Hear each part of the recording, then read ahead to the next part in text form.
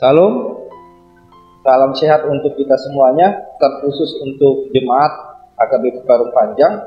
Kami dari Majelis Gereja ingin menyapa saudara melalui renungan-renungan harian yang akan diterbitkan pada pukul 5 pagi. Melalui renungan harian ini, marilah kita bersama-sama beraktivitas bersama firman Tuhan yang menjadi kekuatan kita untuk menjalani hari-hari kita ke depan. Oleh sebab itu, marilah kita bersama-sama untuk dapat merenungkan firman Tuhan di setiap hari. Amin.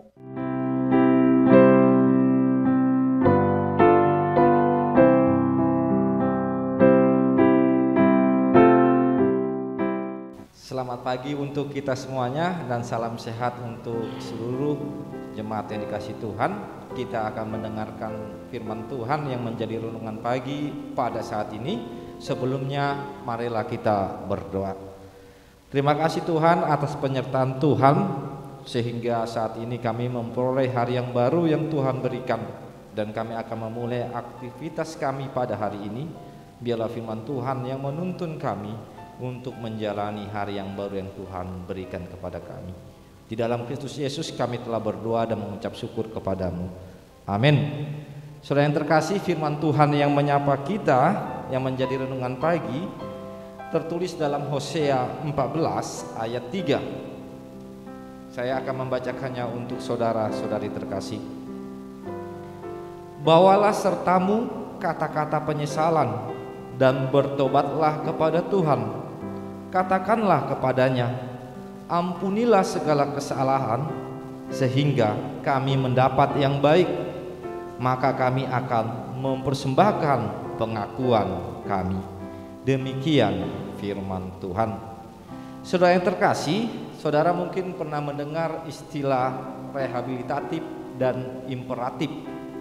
Biasanya kata rehabilitatif itu dipakai dengan dua istilah umum, yaitu dari istilah kesehatan yang artinya pemulihan.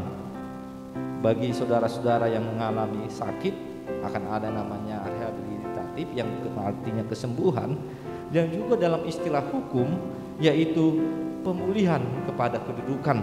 Bagi saudara-saudara yang mungkin terkena dampak jatuhnya jabatan karena hukum, dipulihkan kembali. Itulah istilah rehabilitatif. Dengan kesimpulan, rehabilitatif mengandung kata yaitu pemulihan bagi seseorang. Dalam nats ini kita lihat firman Tuhan mengingatkan perlunya penyesalan yang sangat dalam diri seseorang akan kesalahan-kesalahannya, sehingga akan terjadi yang namanya proses imperatif, tindakan. Setelah ada penyesalan, harus ada yang namanya imperatif, yaitu tindakan. Hal itu kita lihat dari nats ini. Setelah engkau mengaku penyesalan-penyesalanmu, kamu akan mendapatkan hal yang baik, yaitu suatu tindakan yang harus dilakukan setelah proses yang namanya rehabilitatif. Sehingga kita lihat penyesalan tidak hanya berhenti dalam menyesali diri, tetapi harus ada bentuk konkret, yaitu suatu tindakan yang harus kita lakukan kepada Tuhan. Ingatlah kisah Petrus setelah menolak Yesus 3 kali. Dia menyesal, lalu terjadilah yang namanya tindakan imperatif.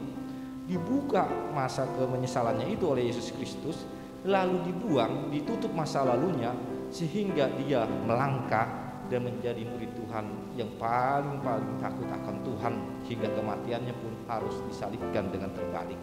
Itulah bentuk tindakan penyesalan yang melakukan tindakan imperatif menjadi suatu tindakan yang baik. Berbeda hal dengan Yudas. Yudas menyesali apa yang dilakukan kepada Yesus Kristus, tetapi dia hanya bentuk penyesalan tanpa tindakan.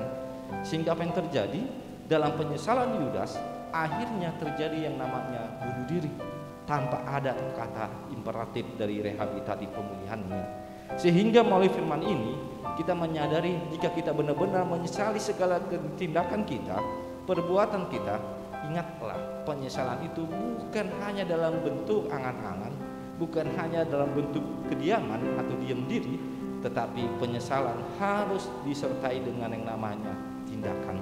Dan itulah yang diinginkan Hosea, bawalah serta kata-kata penyesalan dan bertobatlah dan katakanlah kepada Tuhan, sehingga engkau akan memperoleh pengampunan dan akan memperoleh hal yang baik, yaitu suatu tindakan atas segala penyesalan-penyesalan.